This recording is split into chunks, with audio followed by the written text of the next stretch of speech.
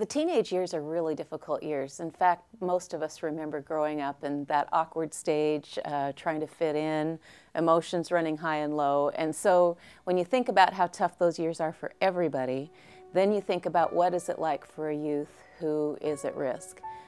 Perhaps they have their families under stress, or they're not doing very well in school.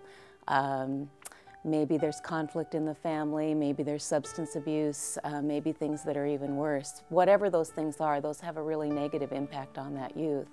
And so what we're trying to do with Youth Impact is change it around and make a positive impact on that youth. Started out actually for the first few months at the Willamette Humane Society. We volunteered as, what were we exactly? Like cat room volunteers, something like that. And basically what we did was, what did we do? We took care of the cats, kind of? Yeah. And did you sell any? Yeah. And we got them adopted. We were volunteers, so we never got any of the profit, but if they sold it. Dylan is a 12-year-old kid also with Asperger's syndrome, which is sort of like a high-functioning autism. So he's incredibly intelligent, but again, his social skills are a little weak. Dylan has lived with us for approximately a year and a half. He has visitation with mom and dad, but his home is here.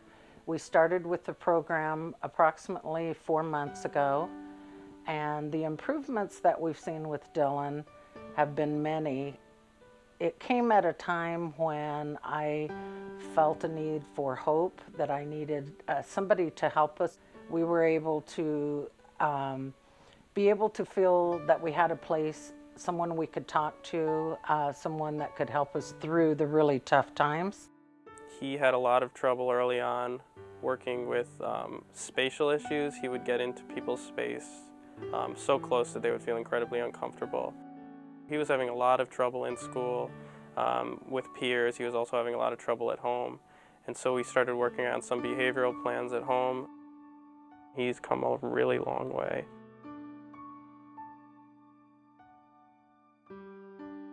We're a community-based nonprofit organization that serves at-risk youth in Marion County. Our niche in the community is working with system-involved youth and providing services to youth involved with juvenile justice, involved in foster care, or children with incarcerated parents. And we also work with youth who are identified as being at risk for becoming involved with juvenile delinquency. Adam was referred to us by Claggett Creek Middle School. Due to his lack of social skills, was having trouble getting along with others.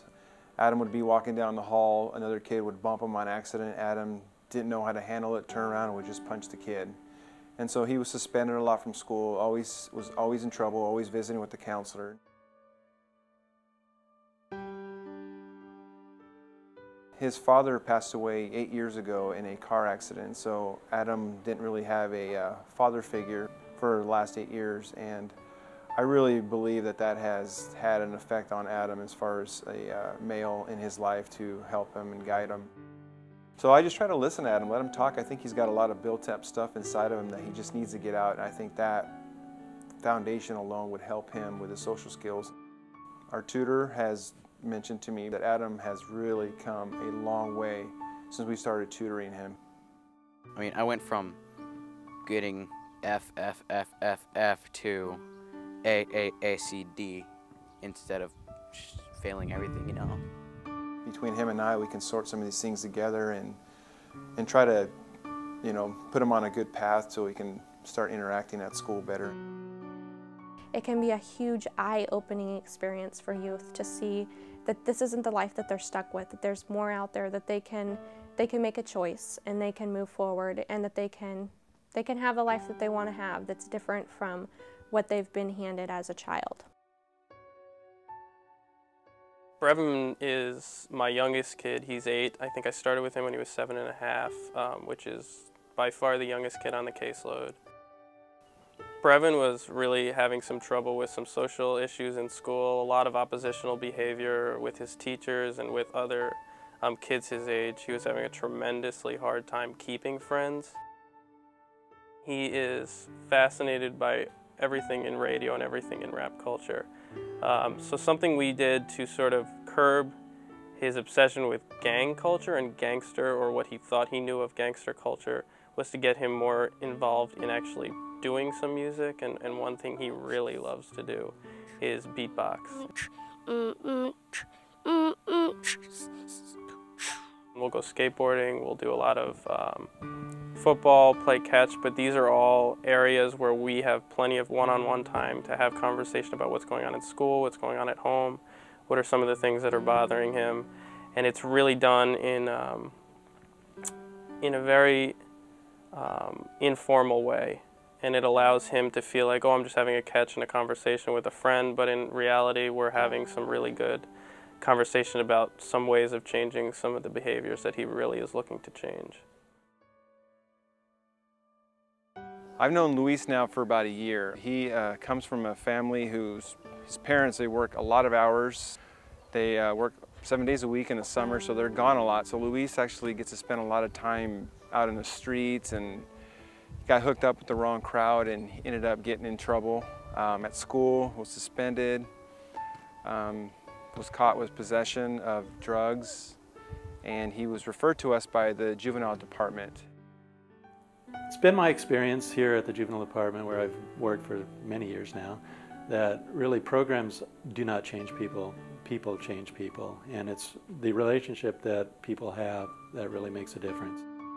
Often these youth come to us with lots of different needs and deficits in their lives, but also there are strengths there, although they're sometimes hard to find and discover and to bring out of the youth. A program like Project JEM is a way to connect them with a positive adult role model that they can benefit from, but isn't readily available any other way. I think mentoring has helped me a lot. It's helped me in school, keep my grades up, and manage my time. It's helped me to control myself and deal with stress instead of flipping out on teachers or something when I have a lot of homework.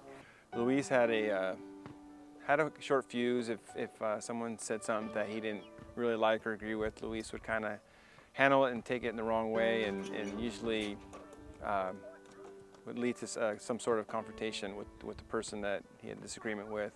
So we've tried to work on some anger management skills with Luis.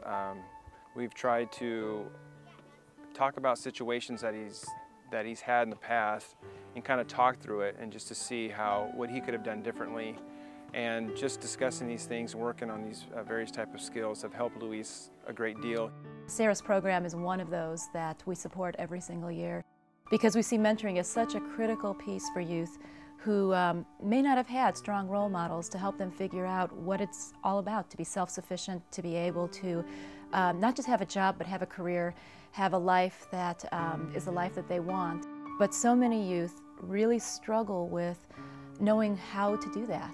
And that's where mentorship plays a really critical piece, having a caring, thoughtful adult who can help them understand how to be more effective in reaching their career goals.